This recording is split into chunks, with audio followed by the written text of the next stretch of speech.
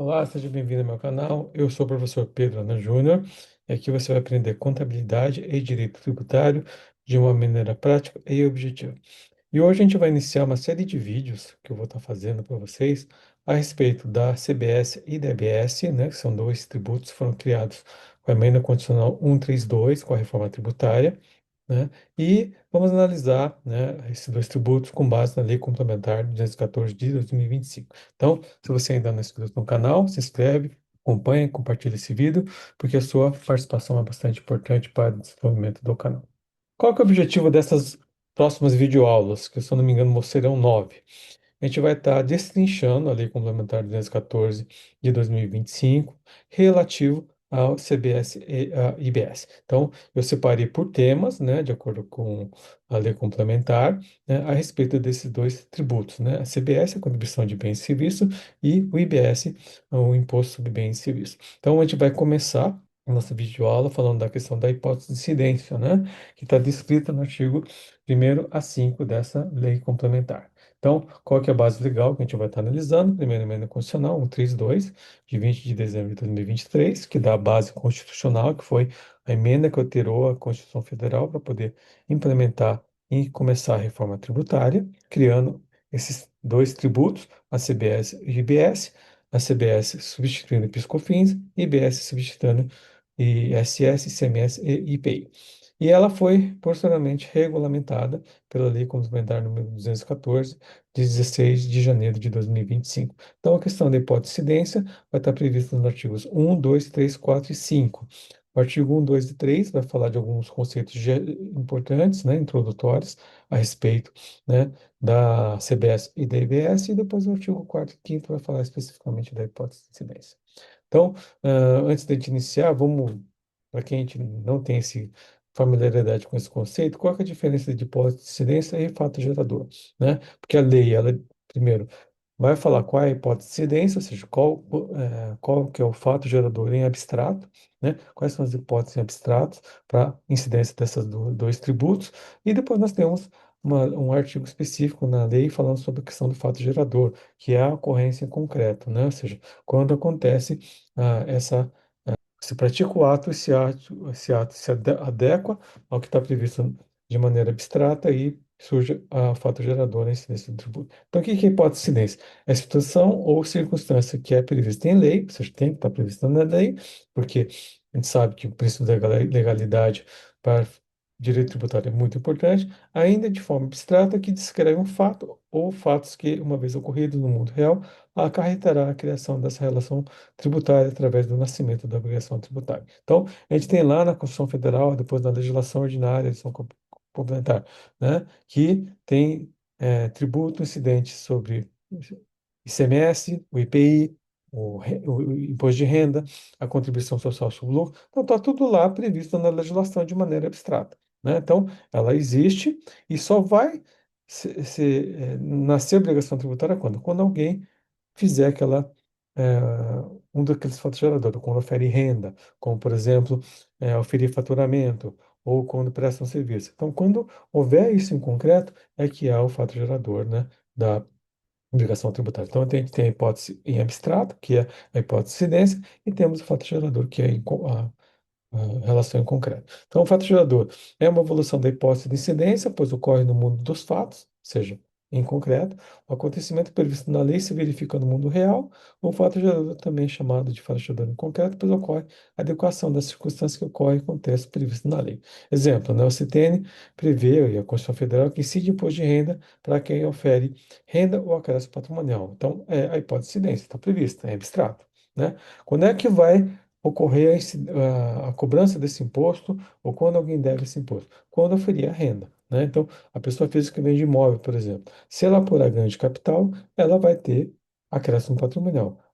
Tendo acréscimo patrimonial, vai incidir o fato gerador, portanto, né, a União tem direito a fazer a cobrança desse imposto, o contribuinte já deve esse tributo, né? Então, temos a norma abstrata e depois temos a norma em concreto. E agora, o que que a gente vai estar verificando, né? A questão da hipótese de incidência, a questão da norma em abstrato que a Lei Complementar de 214 prevê, né, nos seus artigos. Então, qual que é o primeiro item, né? Ele vai definir, né, no artigo primeiro que o IBS, que é o Imposto sobre Bens e Serviços, é de competência compartilhada entre Estados e municípios e Distrito Federal, né? Nós temos o artigo 156A da Constituição Federal e a CBS, que é a Contribuição sobre Bens e Serviços, é de competência da União, que trata o inciso 5 do caput do artigo 195 da Constituição Federal. Então, IBS, competência Estados e municípios, CBS, competência da União Federal, que já está previsto na Constituição Federal.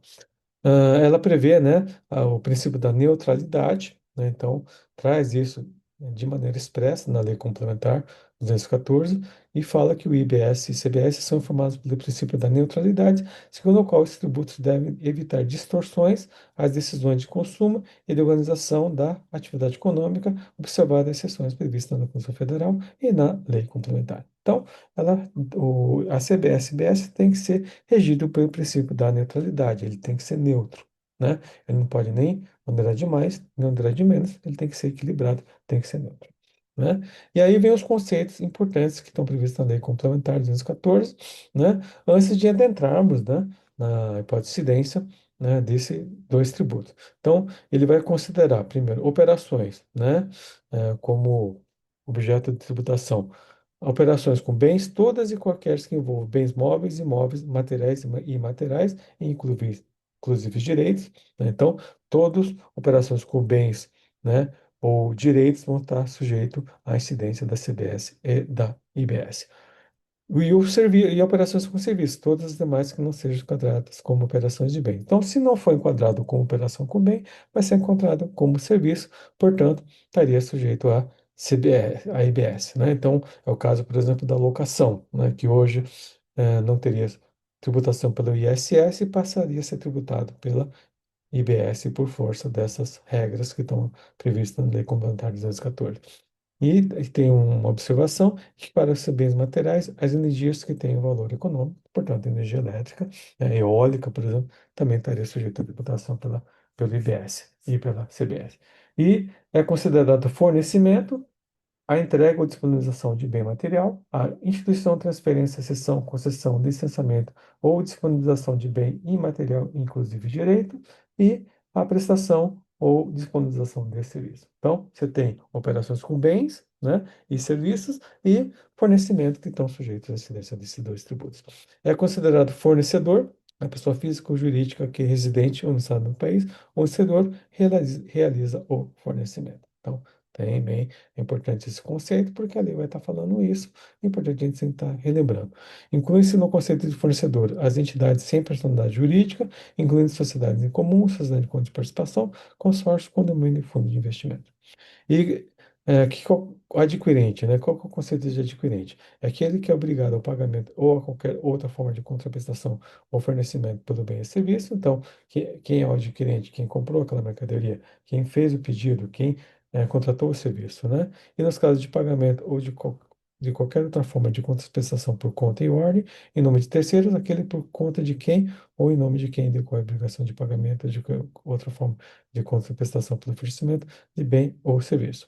E destinatário é aquele a quem for fornecido o bem ou serviço, podendo ser o próprio adquirente ou não. Então, esses são conceitos importantes para a gente ter uma ideia, porque eles são muito.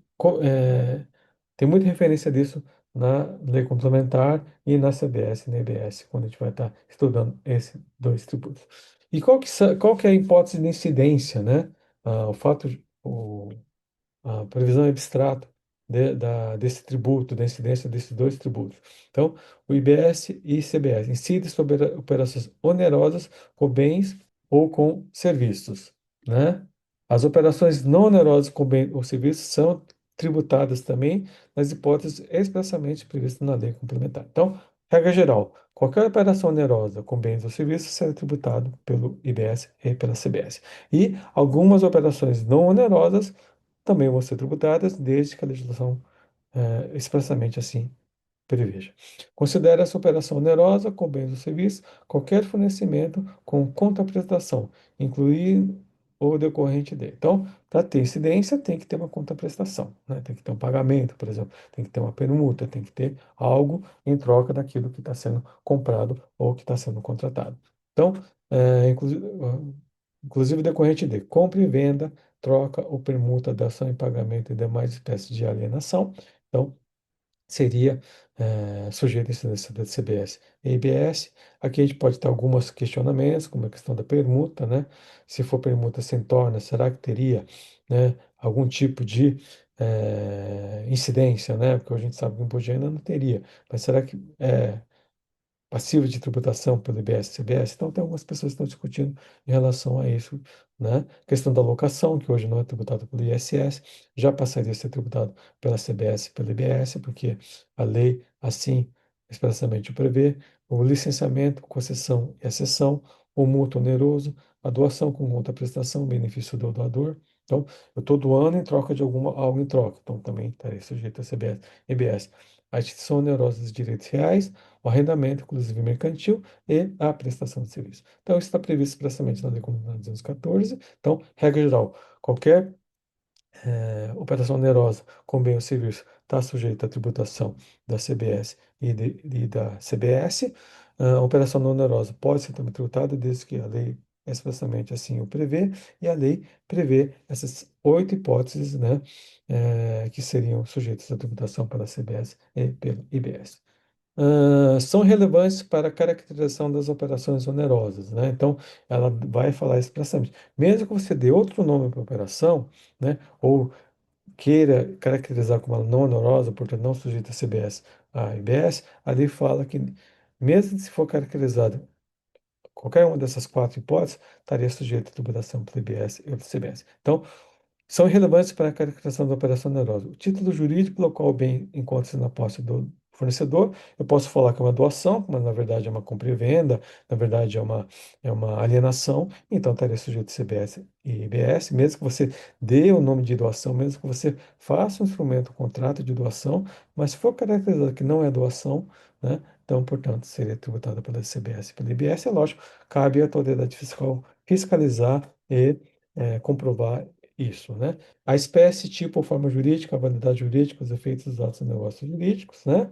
Que é aquela coisa que sempre discute da questão da simulação ou não, né? Então, você pode dar um nome para aquele documento, mas tem que ver se aquilo realmente aparenta aquela operação. Obtenção de lucro com a operação é o cumprimento das exigências legais, regulamentares ou administrativas. Então, para fins tributários, mesmo que você tenha, né, algumas características, roupagem jurídica, instrumento, está registrado em cartório, foi aprovado pelo Banco Central, para a autoridade tributária, isso é irrelevante, porque o importante qual que é? É o fundamento, a natureza jurídica da operação, aquilo que realmente o contribuinte quis fazer. Então, né, que é a discussão que a gente tem em operações de planejamento tributário. Eu posso dar uma roupagem jurídica para aquela operação, mas a minha real intenção é outra. Então, a legislação prevê isso expressamente. É importante a gente verificar isso porque deixa claro, né, que isso pode ser objeto de questionamento por parte da autoridade fiscal e pode ser objeto de fiscalização.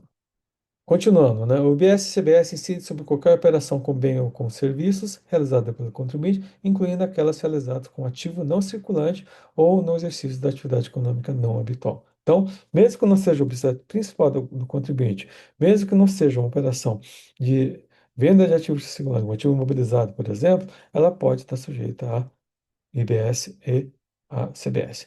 E a incidência do IBS e da CBS não altera a base de cálculo do TCMD e do ITBI. Então, né, o fato de ter a incidência disso não quer dizer que o Estado não pode, ou o município não pode cobrar o TCMD ou o ITBI, né, naquela operação. Então, vai ter CBS e IBS e junto com isso vai ter também TCMD e ITBI. Então, isso vai fazer o quê? Com que isso aumente a carga tributária das operações, né?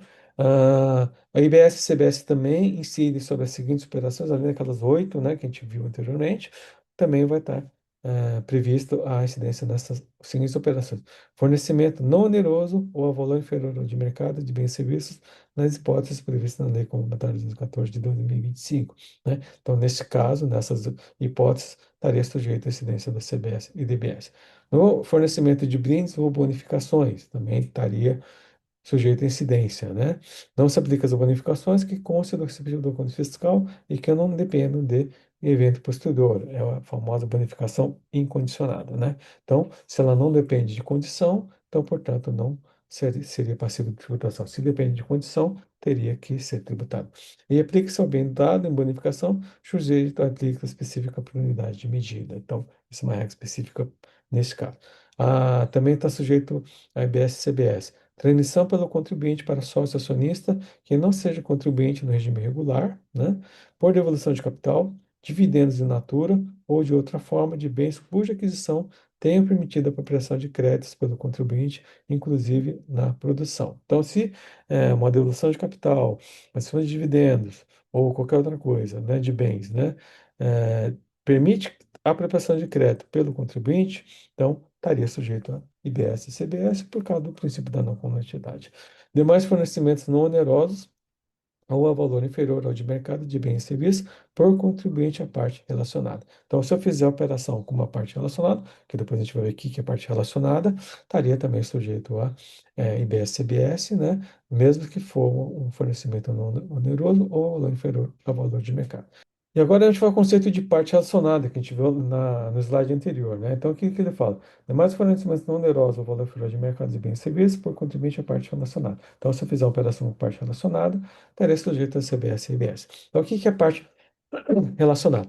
Será que as partes são relacionadas quando, no mínimo, uma delas estiver sujeita à influência exercida direta e indiretamente por outra parte, que possa levar ao estabelecimento de termos e condições de suas transações que divirjam daqueles que seriam estabelecidos entre partes não relacionadas entre as ações comparáveis, tá? Então, são consideradas partes relacionadas controladores, suas controladas, as coligadas, né?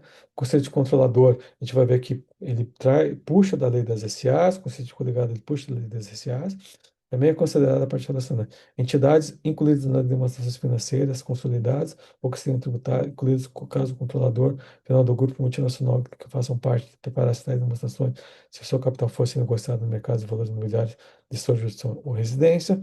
As entidades, quando uma delas possui o direito de receber direto ou indiretamente no mínimo 25% dos lucros da outra ou seus ativos no caso de liquidação.